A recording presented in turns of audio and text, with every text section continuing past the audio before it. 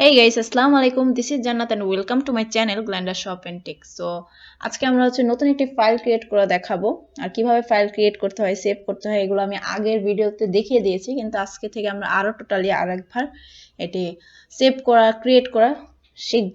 So আমরা যদি একটি সি প্রোগ্রাম এখানে লিখতে চাই কোড ব্লকসে, সো এর জন্য আমাদের ক্রিয়েট করতে হবে একটি ফাইল। সো হচ্ছে আমরা ফাইলে যাব, ফাইলে যাওয়ার পর নিয়তে আসব, নিয়তে আসার পর আমরা এখানে যে এমটি ফাইল দেখতে পাচ্ছি, আমরা এখানে এমটি ফাইল নিয়ে আসব।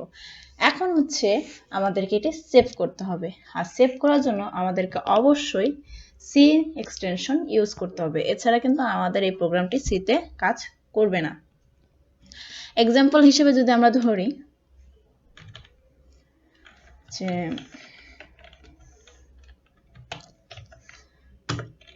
আমাদের ইসের নাম যদি আমরা দেই, এই প্রোগ্রামটির নাম যদি দিই আমাদের ফার্স্ট কোড, সেভ করার সময় যদি আমরা ফার্স্ট কোড এটির নাম দেই, সেক্ষেত্রে কিন্তু আমাদের এটি যদি ডট সি দিয়ে না সেভ করি, সেক্ষেত্রে কিন্তু এটা আমাদের সি প্রোগ্রামে কাজ করবে না। এর জন্য আমাদেরকে যে কোনো ফাইল সেভ করার জন্য অবশ্যই সিতে প্রোগ্রাম করার জন্য অবশ্যই ফাইলকে সেভ করতে হলে অবশ্যই আমাদেরকে ফাইলের নামের সাথে ডট সি ইউজ করতে হবে। এখন আমি এটিকে সেভ করব। সো এই ফাইলটিকে সেভ করার জন্য আমরা প্রেস করব আমাদের কিবোর্ডের Ctrl+S। সো Ctrl+S করার পর আমাদেরকে এখানে একটি ফাইল পাথ দেখিয়ে দিবে। আপনারা চাইলে হচ্ছে যে কোনো অন্য একটি ফাইলও যে এটা ক্রিয়েট করতে পারেন। সাপোজ আপনি যদি একটি ডেস্কটপে যান, এখান থেকে যদি আপনি একটা ফোল্ডার ক্রিয়েট করে রাখেন, তো এখান থেকে যদি আপনি সি প্রোগ্রামে সিলেক্ট করে দেন, সেক্ষেত্রে কিন্তু এটি এখানেই সেভ হবে। সো আমি এখানে নাম দিয়ে দিব একটি, সাপোজ আমি এটিকে নাম দিয়ে দিয়েছি ফার্স্ট কোড ডট সি। যেহেতু আমাদের সি আগেই লেখা ছিল, আমি এটা লিখলাম না। সো আমাদেরকে অবশ্যই এটা খেয়াল রাখা রাখবে, এই নামের সাথে আমরা নাম যাই দিই তার সাথে যেন আমাদের ডট সি থাকে, আর সেভ টাইপটা যেন আমাদের সি বা সি প্লাস প্লাস ফাইলস হিসেবে যেন দেওয়া থাকে। সো আমরা এটিকে এখন সেভ করে নিব। সো এটিকে আমাদের সি প্রোগ্রামে সেট হয়ে গেল। এখন আমাদের বেসিক স্ট্রাকচারটা তৈরি করতে হবে। আমরা বেসিক স্ট্রাকচার সম্পর্কে আলাদা আগে অনেক ডিসকাশন করেছি, আপনারা অবশ্যই সেই ভিডিওগুলো কন্টিনিউ করার পরে এই ভিডিওতে আসবেন। সো প্রত্যেকটা সি প্রোগ্রামে একটি বেসিক স্ট্রাকচার থাকে, যাকে মেইন স্ট্রাকচারও বলে বা স্কেলেটনও বলে। বেসিক প্রোগ্রাম স্ট্রাকচারের ভিতরে আমরা যে প্রিন্ট করি বা যাই লিখি, এর মাধ্যমে হচ্ছে আমরা প্রিন্টের কাজ করে থাকি। অর্থাৎ প্রিন্ট, আমরা এখানে একটা ফাংশন ইউজ করি প্রিন্টএফ, সো সেটির মাধ্যমে আমরা আমাদের ফলাফলগুলোকে শো করে থাকি। এরপর হচ্ছে আমরা কাজ করি কম্পাইলের কাজ। এরপর আমরা হচ্ছে আমাদের এইটাকে কোডটাকে বিল্ড করে দেন হচ্ছে রান করি। সো আমি একটু বেসিক স্ট্রাকচারটা তৈরি করি। সো এই ক্ষেত্রে আমরা এখানে লিখে দেব ইনক্লুড স্টুডিও ডট এস, আমাকে একাই সাজেস্ট করছে স্টুডিও ডট এস। দেন হচ্ছে আমরা এখানে মেইন ফাংশন ক্রিয়েট করব। সো ইন্টিজার মেইন, সো এটি হচ্ছে প্রি প্রসেসর ফাংশন। সো অবশ্যই আমি এর আগের লেকচারে সব বলেই দিয়েছি প্রি প্রসেসর ফাংশনটি কি বা ভেরিয়েবল কি, এগুলো সম্পর্কে আমি আগে হচ্ছে ডিসকাশন করেছি। সো এই ভিডিওগুলো দেখে আসবেন আর কন্টিনিউ করবেন এই ভিডিও। দেন হচ্ছে আমরা রিটার্ন করে দিব হচ্ছে 0। সো এটি হচ্ছে আমাদের হচ্ছে স্কেলেটন পার্ট অথবা মেইন স্ট্রাকচার আমরা বলতে পারি সি প্রোগ্রামিং এর জন্য। এখন এর ভিতরে আমি হচ্ছে এই বেসিক স্ট্রাকচারের ভিতরে আমরা হচ্ছে একটি লাইন প্রিন্ট করব। সাপোজ আমরা প্রিন্ট করলাম প্রিন্টএফ। এখানে আমরা হচ্ছে অবশ্যই আমাদেরকে ডাবল কোটেশনের ভিতরে প্রিন্টএফ করতে হবে, কারণ যাই প্রিন্ট করতে হবে, আমরা প্রিন্টএফ এর ভিতরে যাই প্রিন্ট করতে চাবো তা অবশ্যই আমাদেরকে ডাবল কোটেশনের ভিতরে কিন্তু প্রিন্ট করতে হবে। এর জন্য আমরা ডাবল কোটেশন নিয়ে নিব, আর এর ভিতরে আমরা হচ্ছে একটি সেন্টেন্স নিয়ে নেব, আর অবশ্যই এর শেষে আমাদেরকে সেমিকলন ইউজ করতে হবে। এখন কথা হতে পারে যে শুধুমাত্র ডাবল কোটেশনের ভিতরে কেন আমরা এটি লিখব। এখন কথা হচ্ছে আমরা ডাবল কোটেশন আন্ডারে এই কারণে লিখব যে এই প্রোগ্রামটা যারা ডিজাইন করেছে তারা কিন্তু বলে দিয়েছে যে প্রিন্ট করতে হলে এই ফরম্যাটে প্রিন্ট করতে হবে। সো ডাবল কোটেশনের আন্ডারে আমাদেরকে এই যে কোনো সেন্টেন্সকে আমরা এখানে প্রিন্ট করতে পারবো, বা যা ইচ্ছা তাই আমরা এখানে প্রিন্ট করতে পারবো। সো আমরা যাই যে কোনো একটি সেন্টেন্স লিখি।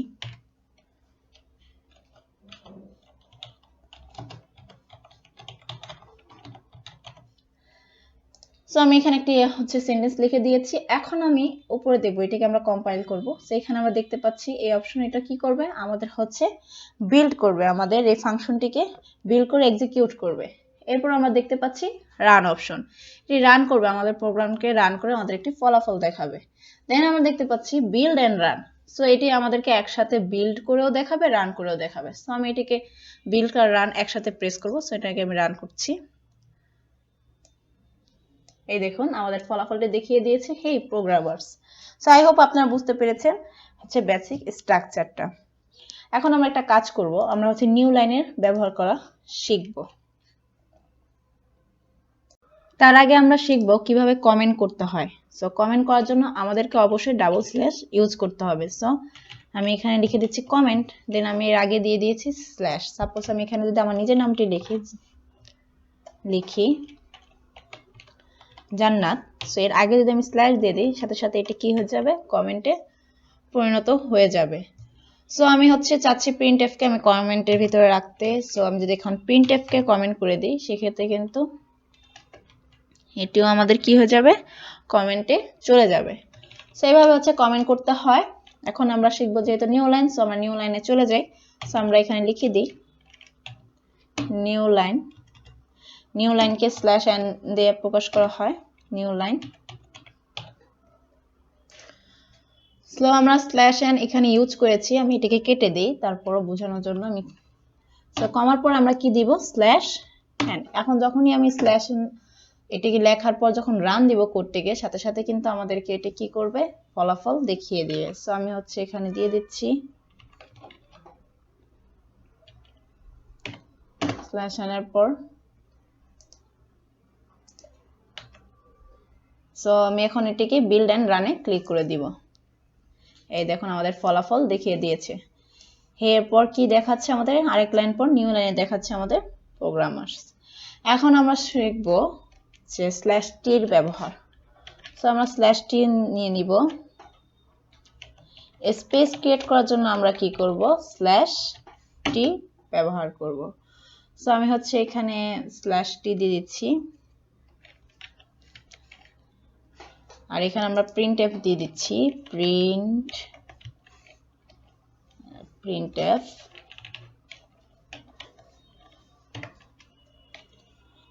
এখানে আমরা দিয়ে দিচ্ছি হাই স্ল্যাশ টি, দেন হচ্ছে আমি দিয়ে দিচ্ছি জান্নাত। দেন আমাদেরকে অবশ্যই সেমিকোলন দিতে হবে। সো আমরা এটিকে এখন রান করব। তার আগে এটিকে আমরা কেটে দিই। এরপর হচ্ছে আমরা এই বিল্ড এন্ড রানে ক্লিক করব। এই দেখুন আমাদেরকে রেজাল্ট দেখিয়ে দিয়েছে। কি দেখিয়ে দিয়েছে, যে এখন এখানে কিন্তু আমাদের একসাথে চলে গেছে, এজন্য আমরা আরেকটি স্ল্যাশ এন নিয়ে নিই।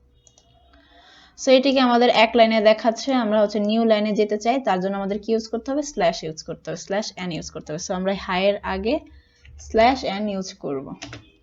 আর এখন যদি এটিকে আমরা রান দিই, তাহলে আমাদের ফলাফলটি দেখাবে। সো এটাকে আমরা রান দিলাম। এই দেখুন আমাদেরকে নিউ লাইনে নিয়ে আসছে হাই, আর এই দেখুন মাঝখানে একটি কি তৈরি হয়েছে, স্পেস তৈরি হয়েছে। সো স্ল্যাশ টির কাজ হচ্ছে স্পেস ক্রিয়েট করা, স্ল্যাশ এন এর কাজ হচ্ছে নিউ লাইন ক্রিয়েট করা। সো এখন আমরা একটি প্রোগ্রাম লিখি, কমেন্ট আউট করি যে write C program to print the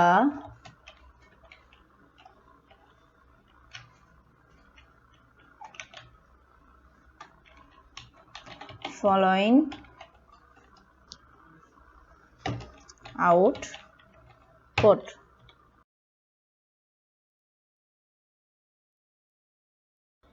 যেটিকে আমাদের আউটপুট হিসেবে দেখাতে হবে। সো আমরা এখানে দিয়ে দিলাম স্টার, দেন হচ্ছে ডাবল স্টার, দেন হচ্ছে 3টা স্টার।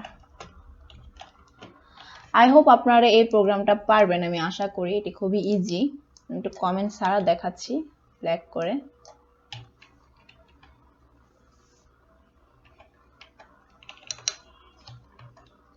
আমাদেরকে এটি আউটপুট দেখাতে হবে। ঠিক আছে, আমাদেরকে এই কোডটি কি করতে হবে। সো আমরা এটিকে কমেন্ট আউট করে দিলাম। এখন হচ্ছে আমরা এগুলোকে কেটে দিব। এখন আই হোপ আপনারা বুঝতে পারছেন এটা আমাদেরকে কিভাবে কাজ করতে হবে, আমরা এই আউটপুট কিভাবে বের করব। সো আমরা হচ্ছে প্রিন্টএফ আগে নিয়ে নেব, দেন হচ্ছে আমাদেরকে স্টার প্রিন্ট করতে হবে প্রথমে একটা। সো এর জন্য আমরা ডাবল কোটেশনের ভিতরে একটা স্টার নিয়ে নিলাম। এরপরে আমরা করব কি নিউ লাইনে যাব, দেন দুটো স্টার প্রিন্ট করতে হবে। সো আমরা হচ্ছে নিউ লাইনের জন্য কি ইউজ করব, নিউ লাইনের জন্য আমরা হচ্ছে /n ইউজ করব। এরপর হচ্ছে আমরা সেমিকোলন দিয়ে দেব। এরপর সেকেন্ড আরেকটা প্রিন্টএফ নিব। সো প্রিন্টএফ আমরা নিয়ে নিচ্ছি, দেন ডাবল কোটেশন নিয়ে নেব। সো প্রিন্টএফ এর ভিতরে আমরা দুটি স্টার নিয়ে নেব। সো ডাবল কোটেশনের ভিতরে আমরা নিয়ে নিচ্ছি দুটি স্টার, দেন আমাদের নিউ লাইনের জন্য কি করতে হবে, /n। এরপর হচ্ছে আমরা আবার প্রিন্টএফ নিয়ে নিব, দেন হচ্ছে তিনটা স্টার প্রিন্ট করতে হবে। এর জন্য আমরা ডাবল কোটেশনের ভিতরে তিনটা স্টার নিয়ে নিব। এরপর কি করব, আমরা /n দিয়ে দিব। এখন যদি এটিকে আমরা রান দেই, তার আগে আমাদেরকে অবশ্যই সেমিকোলন দিতে হবে। সো এখন যদি এটিকে আমরা রান দেই, তাহলে আমরা আমাদের অ্যান্সারটি দেখে যাব। সো এখন আমরা নিয়ে নিলাম, এই দেখুন আমি যে এটা দিয়েছিলাম সেটা কি আপনারা পেয়েছেন। দেখেন প্রথম লাইনে একটা স্টার, দ্বিতীয় লাইনে দুইটা স্টার, তৃতীয় লাইনে কি তিনটা স্টার। আই হোপ আপনারা বুঝতে পেরেছেন কিভাবে এটি করতে হয়। এখন আপনাদেরকে আমি হচ্ছে একটি SW দিয়ে দিব, আপনারা অবশ্যই সেটি করবেন, করে আমাদের গ্রুপে অবশ্যই পোস্ট করে দিবেন। সো আমি প্রোগ্রামটি দিয়ে দিচ্ছি।